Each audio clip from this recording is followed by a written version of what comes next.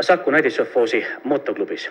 Siia on toodud aastate jooksul 2 Nõukogude Liidu meistrivõistluste kuldmedalit, 2 hõbedat ja 3 pronksi. Ja neist viimased medalid tulid möödunud nädalavahetusel, kui Vitebskis lõppesid Nõukogude Liidu tänavused meistrivõistlused. 2 etappi kokkuvõttes 125. klassis Andres Krestinov kuldmedalile. Palju õnne! Aitäh! Lühike iseloomustus tänavustele meistrivõistlustele.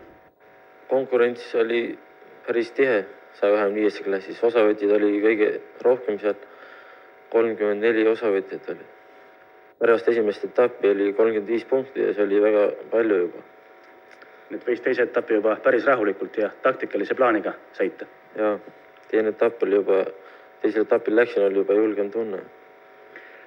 Sul on ka tänavu Spartakiaadi pronks. Kumb medal kergemalt või raskemalt tuli? No, Spartakiaadi medal võib-olla tuli natuke raskemini, sellepärast et mootorratas nagu vedas alt. Individuaalliidu meistrivõistlustel ratas pidas väga hästi vastu ja ühtegi sõitu ei tulnud katkestada. Aadu Sikk, nüüd on siis 3 aastat järjest liidu meistrivõistluste medal, seekord 250. pronks. Mina võistlesin Minskis esimesel etapil Serpuhovi tehase eksperimentaalrattaga. Ratas vedas ka alt, esimest oli katkesend, eesõidus oli 4. Vitebskis läksin, olin alles päris kaugel nii edetabelis. Põhilootus jäigi Vitebski etapi peale. Vitebskis startisin enda rattaga ja mõlemis sõidust sain teise koha ja nii tuli kokkuvõttes pronksmedal. Ja see soov, mis pärast Spartakiaadi tekkis, et ikkagi näidata end tänavusel hooajal, sai teoks. Nojah, muidu oligi sellel aastal nagu rahvusvahelistel võistlustel startinud ja ei olnudki nagu ühtegi tulemust kõrgema nagu liinivõistluste tulemust. Et oli vaja ennast näidata ja nüüd liidu pronksmedal on ka ikka midagi.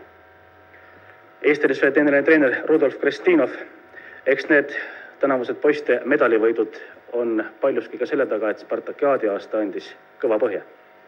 Kahtlemata. Kui praegu seda aastat analüüsida, on ju meil nagu hooaeg nende võistlustega lõppenud, siis see oli küllaltki pikk ja raske ja väsitav hooaeg, sellepärast et vara kevadel praktiliselt juba eelmises aastas alustasime ettevalmistusi hooajaks.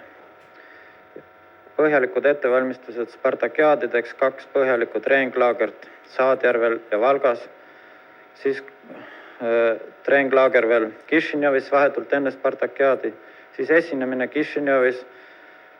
Seal teatud määral seiras meid ebaõnn, kuid need liidu meistrivõistlused, individuaalsed liidu meistrivõistlused nagu läksid spordikeeles öeldes täkke ja nii, et kuldmedal ja pronksmedal Eesti NSV motokrossi koondisele on küllaltki suur saavutus. Suure töö on ära teinud NSV Liidu meistrivõistluste Spartakiaadi medalite varmistamisel meie mehaanik. Kasutades võimalust tahaksin tänada, nagu me nimetame, nähtamatuid abilisi. Need on meie vabariigis ikka palju seltsimehi, kes meid igatepidi toetavad ja abistavad tehnilistes küsimustes. Vello Luik, kui palju tänavu on masinatega vaeva nähtud? No enne Spartakiaadi oli vaeva nägemist palju, aga sellest peab ka aru saama, et masinaklasse oli palju rohkem ja jõud nagu hajusid ära, sellest tulid meile seal Kišinjovis Spartakiaadi päeval endised võidusõitjad apiks ja niimoodi saime ikka oma asjad enam-vähem jõuanda. Ja mehed juba läksid siit ära võistlustel juba sellise teadmisega, et medal peab tulema.